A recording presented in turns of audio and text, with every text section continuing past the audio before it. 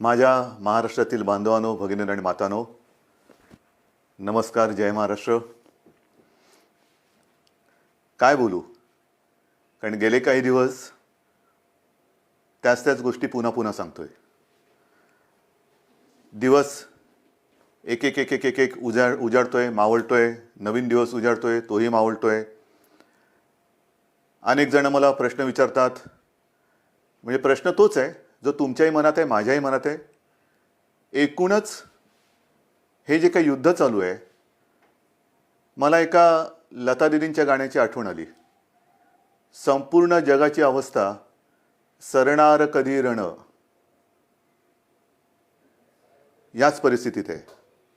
वाट बघतोय आपण, हे रण संपणार कधी. आणि हे रण लढताना, युद्ध लढताना मागेही आपल्याला बोललो होतो की शत्रू समोर असेल तर आत्तापर्यंत आपण हिंदुस्थानी सगळे जे आहेत, सगळे माझे महाराष्ट्रातले माता भगिनी बांधव आहेत, त्यांनी एक गाव दोन तुकडे करून ह्या शत्रूचा कधीच नायनाट केला असता. पण हा शत्रू दिसत नाही आहे ना, तीच तर पंचायत आहे. आणि हा शत्रूसुद्धा एवढा विचित्र आहे की तो आपल्याच लोकांच्या माध्यमातून आपल्यावरती हल्ला करायला बघतोय. पण तरी देखील आपण सर्वांनी जो एक अभूतपूर्व पराक्रमच, मी म्हणेन, होय पराक्रमच आहे, अभूतपूर्व पराक्रम केलेला आहे की संयम, धैर्य, हिम्मत, जिद्दीने लढतो होता आपण.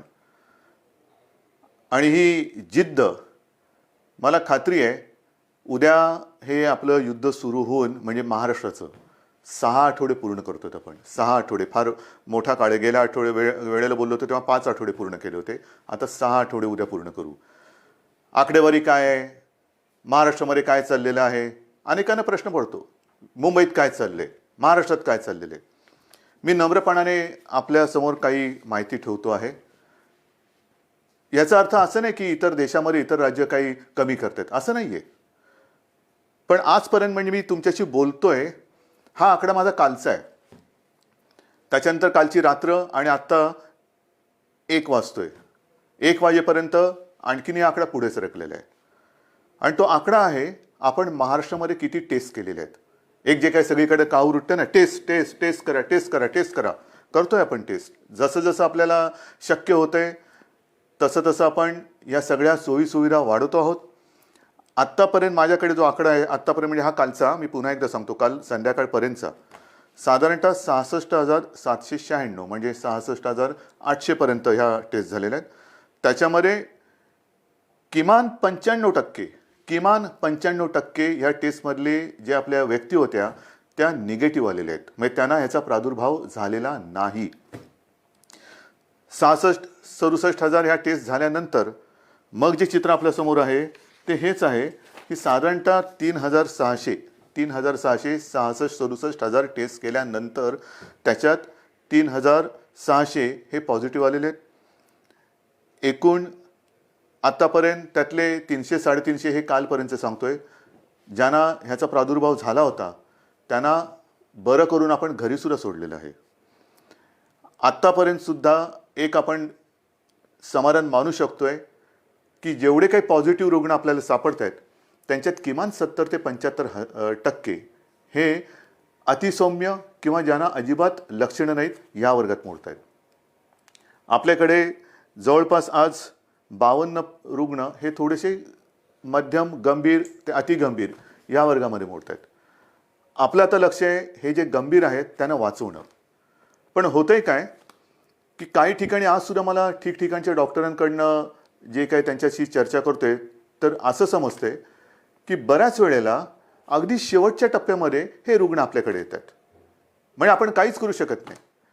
काही केसेसमध्ये तर असे आढळून आलेलं आहे की तो रुग्ण आल्यानंतर त्याचा रिपोर्ट टेस्टला दिल्यानंतर तो जो काय काळ लागतो, टेस्टसाठी जो काय काळ लागतो, रिपोर्ट येण्यासाठी तो लागतोच आहे. तो काय अजून कोणी कमी नाही करू शकलेला.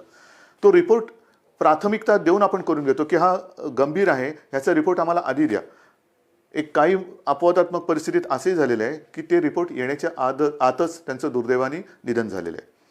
आणि म्हणून मला नेहमी हेच तुम्हाला सांगतो आहे आणि सांगायचं आहे की कोणतेही लक्षण, सर्दी, खोकला, ताप हे लपवू नका. घरच्या घरी उपचार करू नका. आपण याची विभागणी केलेली आहे, ज्याला आपण फीवर क्लिनिक म्हणतो. सर्दी, खोकला, ताप यांच्यासाठी दवाखाने पण सुरू केलेले आहेत.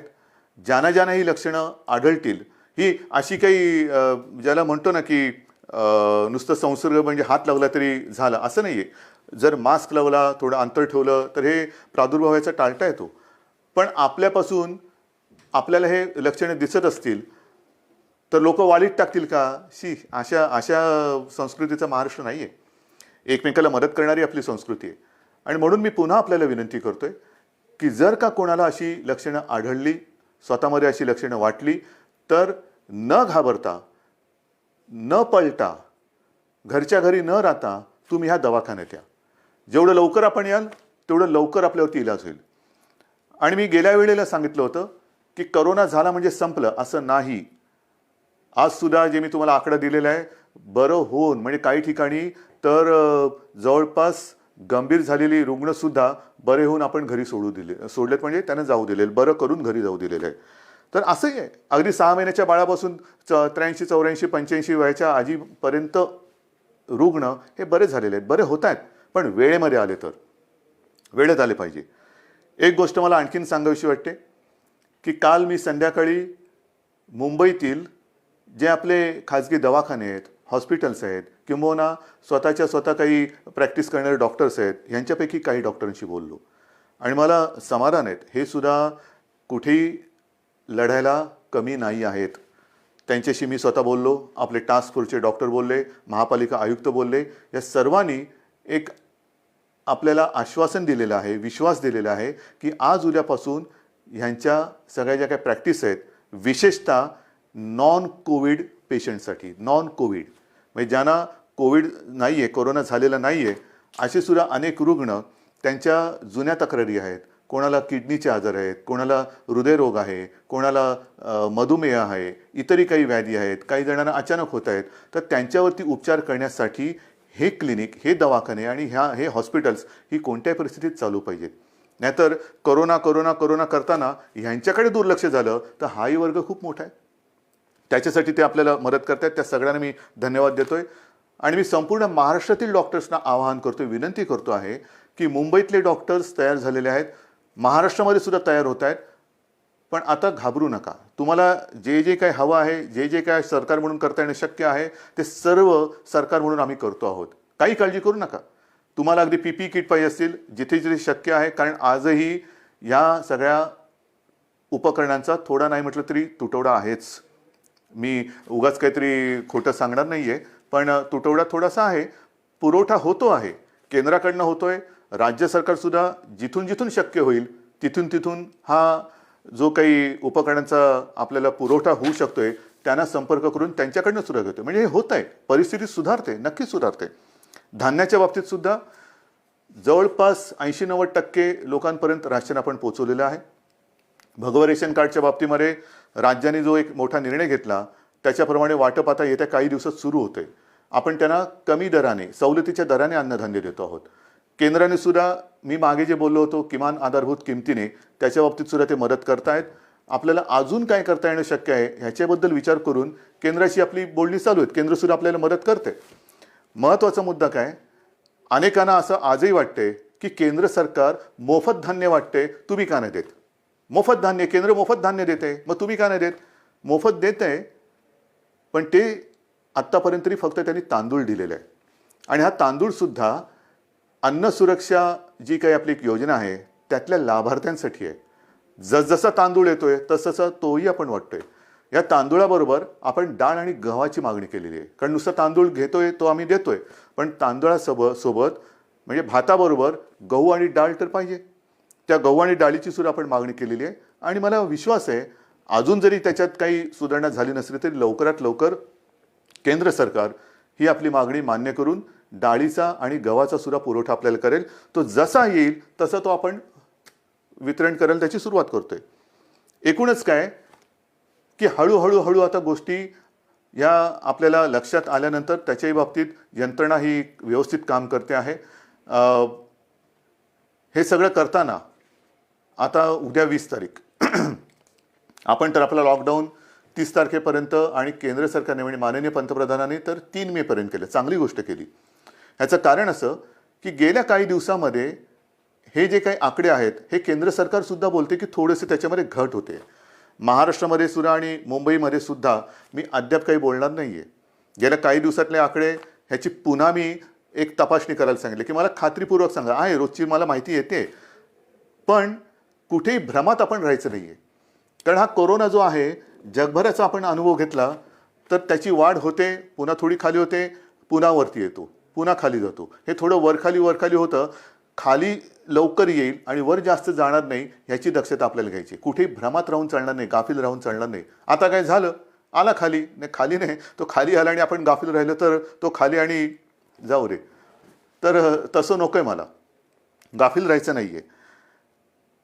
आज मला महत्त्वाचं जे सांगायचं आहे की 20 तारखेपासून जे काही सगळं ठप्प झालेलं आहे, अर्थचक्र आपलं या कोरोनाच्या चिखलात रुतलेलं आहे.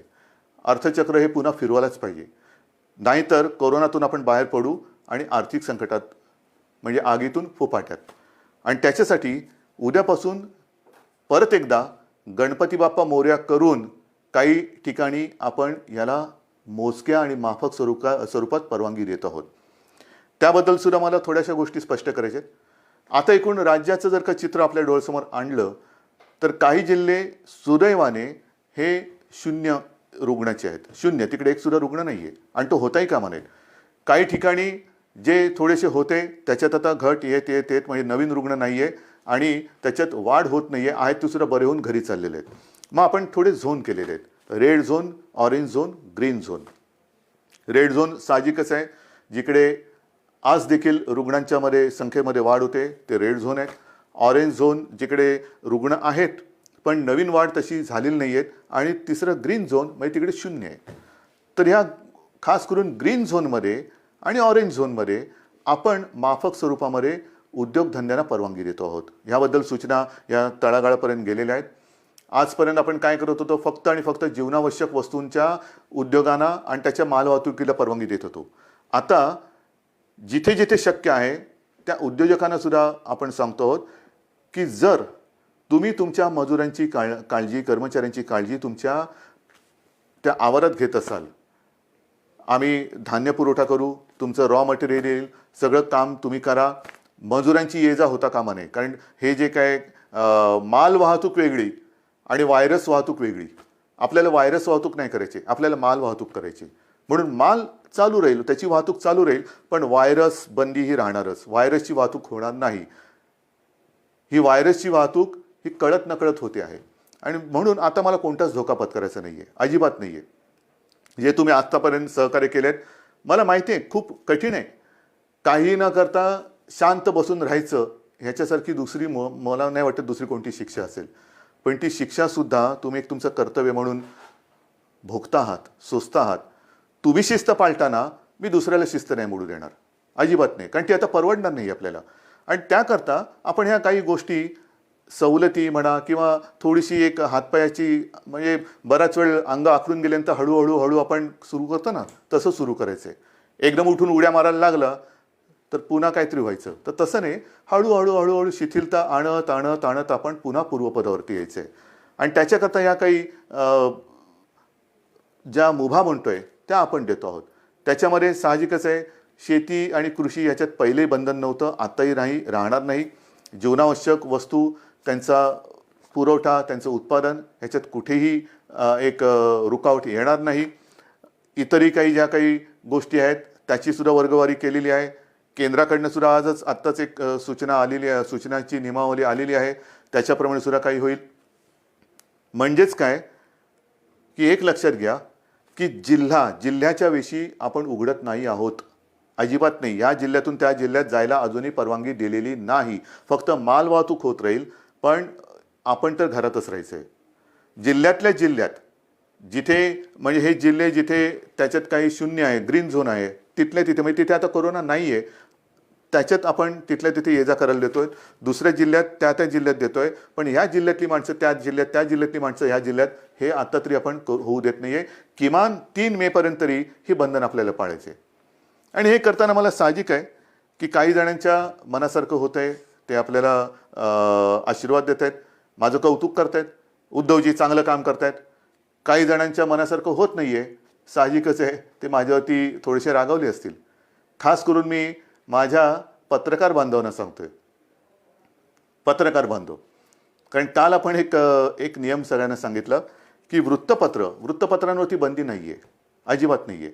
वृत्तपत्र ही जसं आपण पेपर स्टॉल म्हणतो तिथे उपलब्ध करायला काही हरकत नाही आहे, पण खास करून मुंबई पुणे जिथे रेड झोन आहे तिथे मात्र घरोघरी वृत्तपत्र आज तरी टाकू देणं हे मला योग्य वाटत नाही आहे. मला कोणाशी वाद नाही करायचा की याने काय होतं त्याने काय होतं, नाही. कदाचित माझी भीती अनाठही असेल, भीती अयोग्य असेल.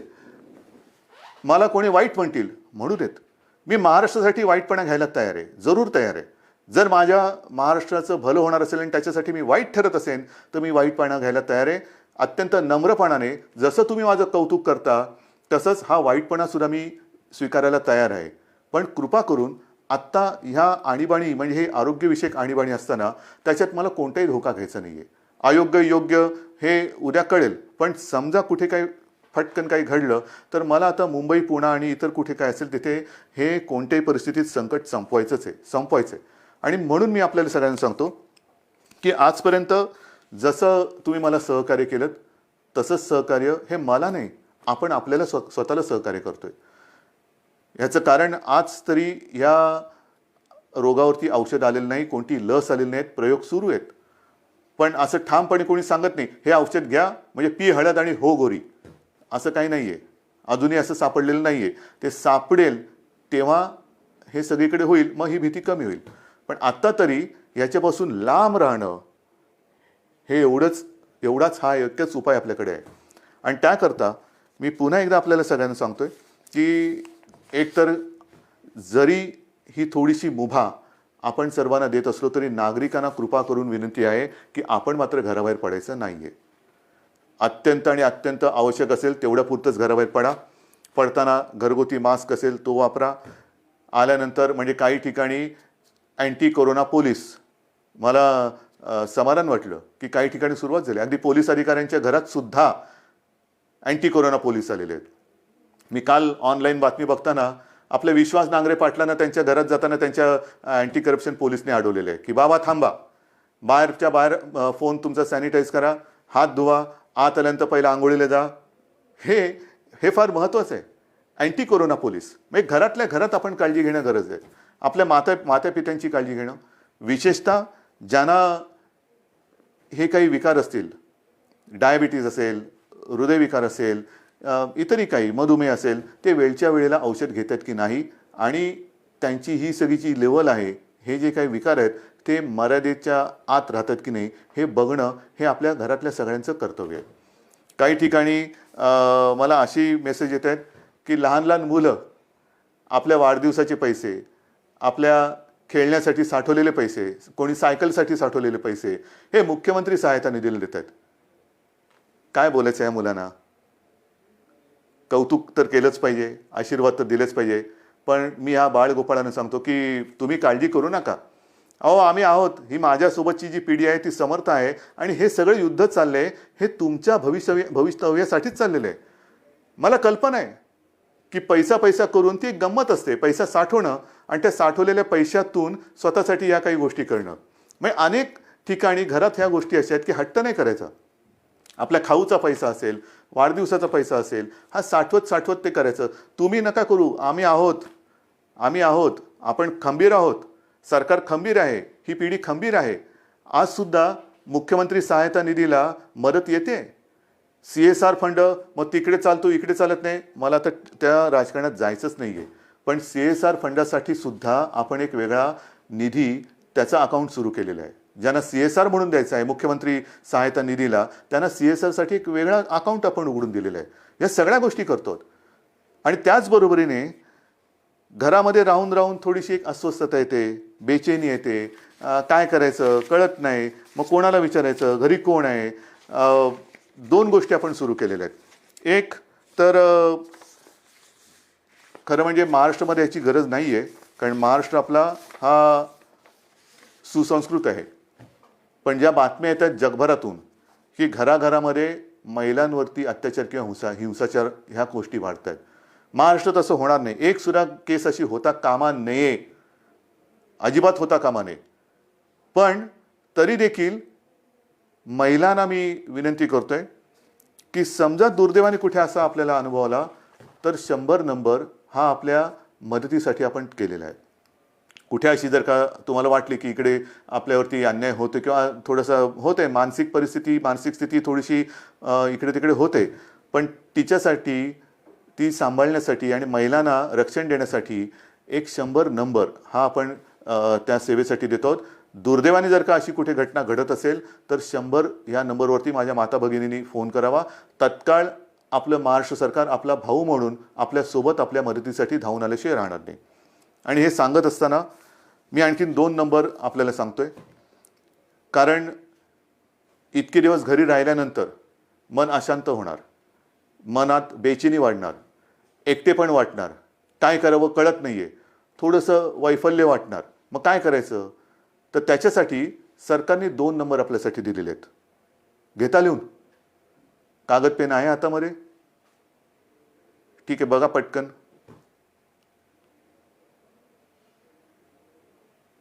घ्या लिहून. पहिला नंबर आहे तो मुंबई महापालिका आणि बिर्ला. अनेक स्वयंसेवी संस्था आपल्याला विविध रूपाने मदतीला येत आहेत. कोणी अन्नधान्य देत आहे, कोणी पैसे देत आहे, कोणी उपकरणं देत आहे, काही या सेवा देत आहे. त्याच्यामध्ये बिर्ला आणि मुंबई महापालिका ह्या दोघांनी मिळून एक सेवा सुरू केलेली आहे. नंबर नीट लिहून घ्या. 1800